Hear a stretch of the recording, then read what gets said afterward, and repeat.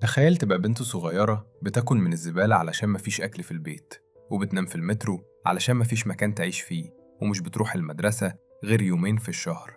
أمها مدمنة مخدرات، وأبوها موجود في البيت لكن عمره ما حاول ينقذها.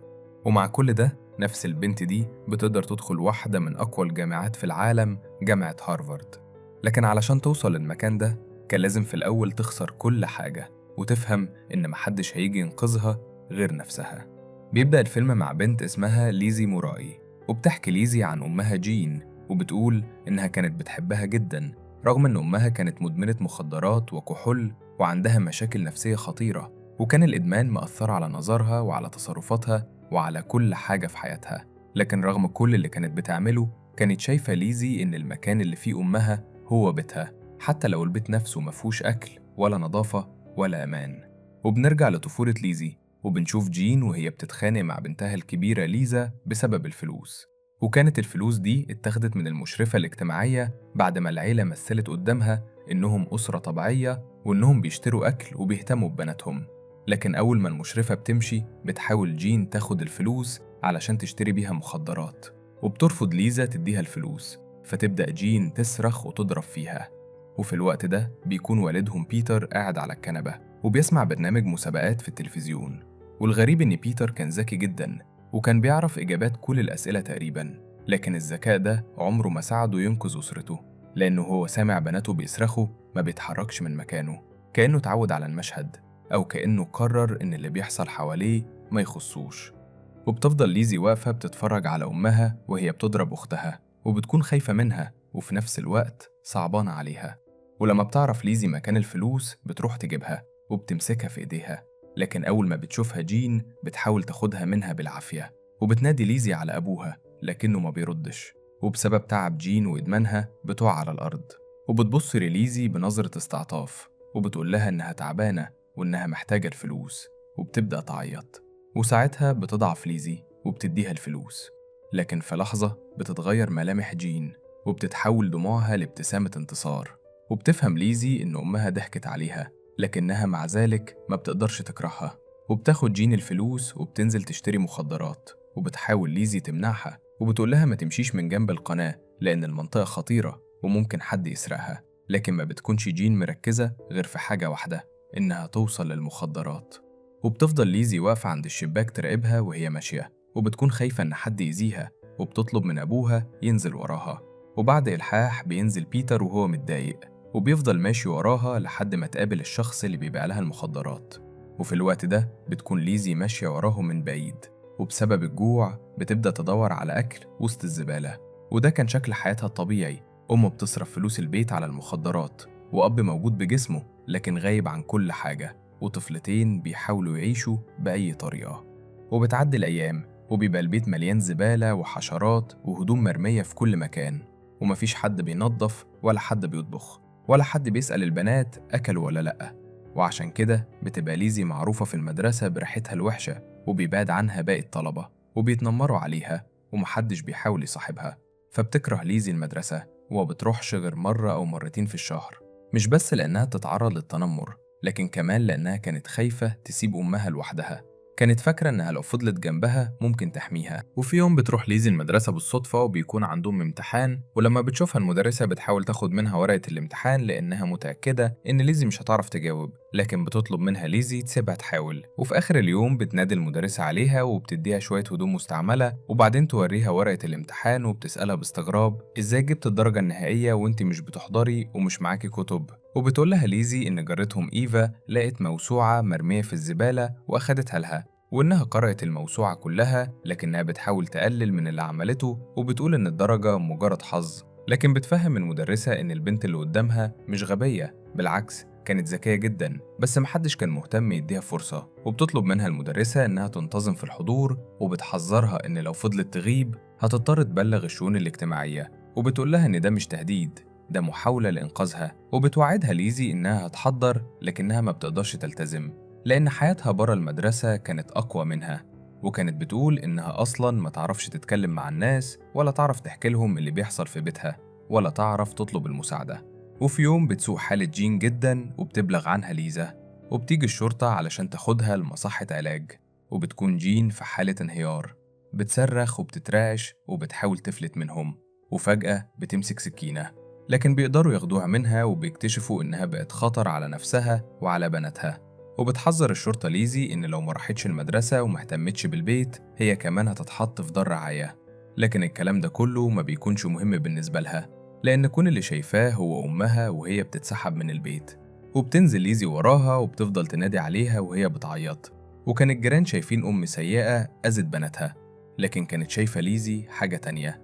كانت شايفة أمها وهي مريضة، وكانت مقتنعة إن جواها أم كويسة، وإن لو المخدرات اختفت ممكن أمها ترجع زي زمان. وبعد شهرين بترجع ليزي من المدرسة وبتقابل جارتهم إيفا، وبتقول لها إن أمها رجعت من المصحة. وبتفرح ليزي جدا، لأن كل مرة كانت بترجع فيها جين من العلاج كانت بتبقى هادية وواعية ونضيفة. وبتجري ليزي على البيت وبتلاقي أمها قاعدة في الصالة وبتدخن، لكن بيكون واضح على وشها التعب. وبتحاول ليزي تفرحها بدرجاتها في المدرسة، لكن بتبدأ جين تعيط وبتقول لها إنها مصابة بالإيدز وإنها ممكن تموت. وبتنهار ليزي، لكن بتحاول أمها تطمنها وبتقول لها إن الدكاترة أكدوا إنها ممكن تعيش فترة طويلة لو التزمت بالعلاج وبعدت عن المخدرات. وعشان كده بتقرر جين تسيب البيت وتروح تعيش عند والدها، وبتطلب من ليزي وليزا يروحوا معاها. لكن بتخاف ليزي من البيت ده لأن جدها كان عنيف، وكانت تعرف إنه اعتدى على واحدة من بناته وهي صغيرة، وكان بيضرب أمها.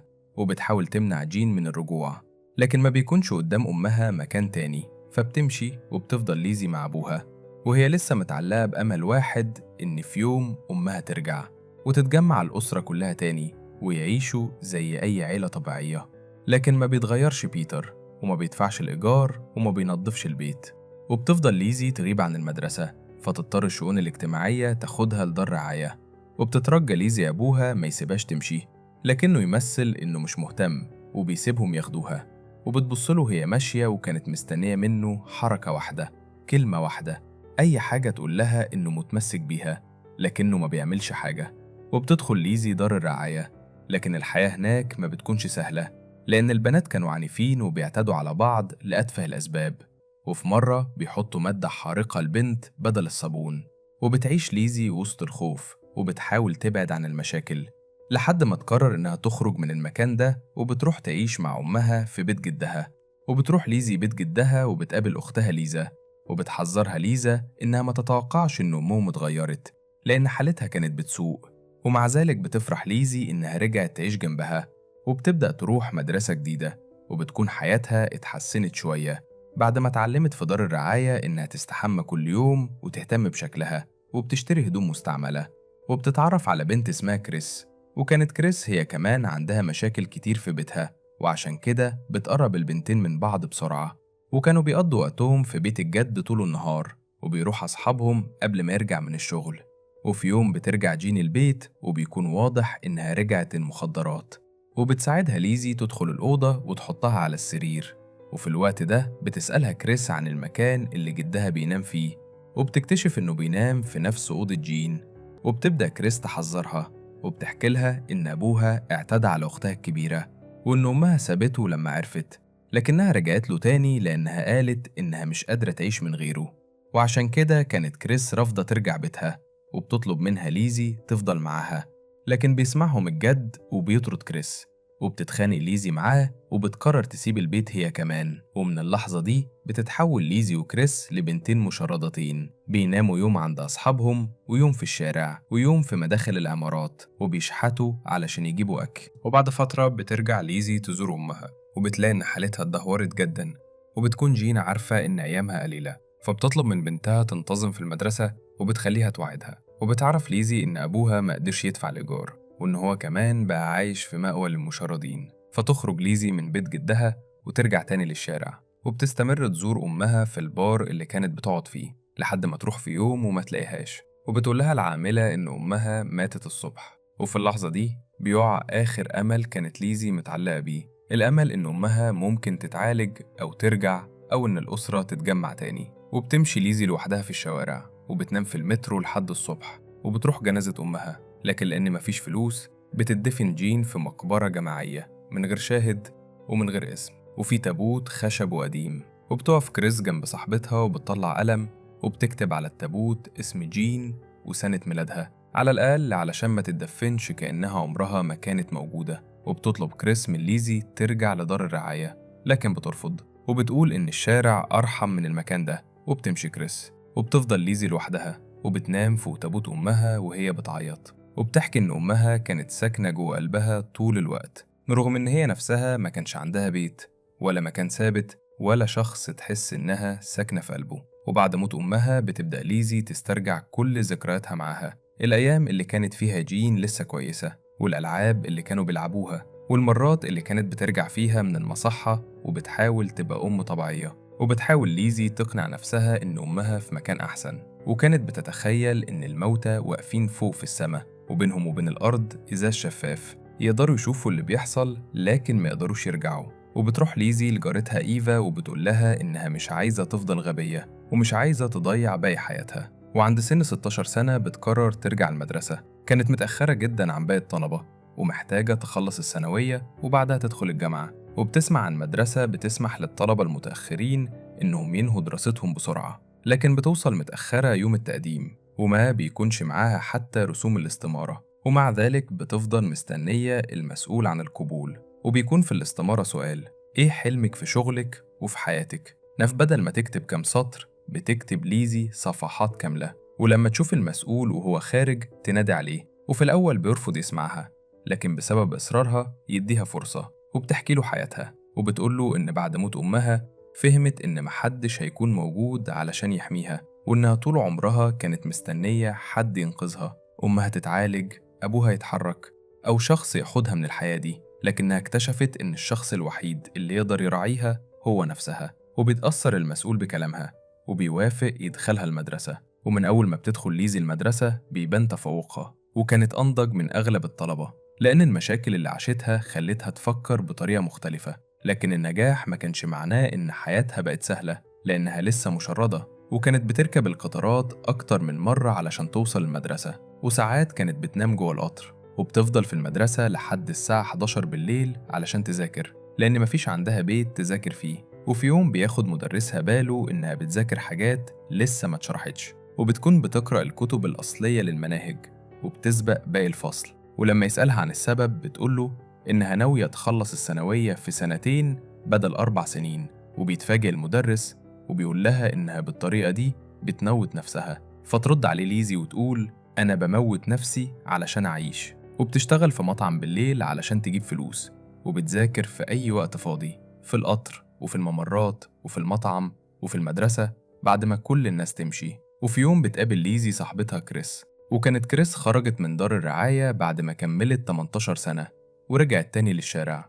وبتحاول ليزي تساعدها وبتاخدها المدرسة وبتعرفها على مدرسها، وكان نفسها إن صاحبتها تبدأ معاها من جديد، لكن ما بتكونش كريس شايفة إن التعليم ممكن يغير حاجة. وبتقول لها إن ناس زيهم عمرهم ما يدخلوا جامعة كبيرة، وإن الأفضل إنها تشتغل أي شغلانة وتكسب فلوس. لكن ما تسمعش ليزي الكلام، لأنها كانت عارفة إن الطريق اللي عاشت فيه طول عمرها لو فضلت ماشية فيه هيوصلها لنفس نهاية أمها وأبوها، وكان لازم تختار طريق مختلف. وبعد فترة بيعلن المدرس إن أحسن 10 طلبة هيطلعوا رحلة لجامعة هارفارد، وإن ليزي هي الأولى على المدرسة.